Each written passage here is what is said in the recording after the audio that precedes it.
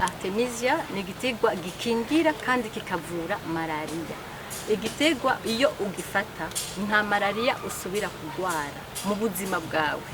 Nicyo gituma tuvuga tuti turashobora gusezera malaria kubera dufise ico giterwa ca Artemisia. Turafise n'ibindi biterwa vyinshi mugabo ico tuzi kwisi yose kivura malaria gusumba ibindi vyose bibaho ni Artemisia.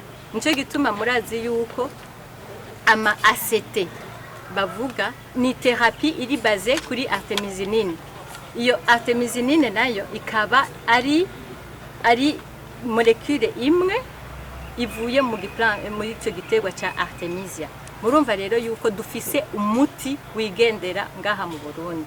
Nico gituma leta y'u Burundi yafashe ingingo yuko dukwiza iyo Artemisia mu Burundi bwose.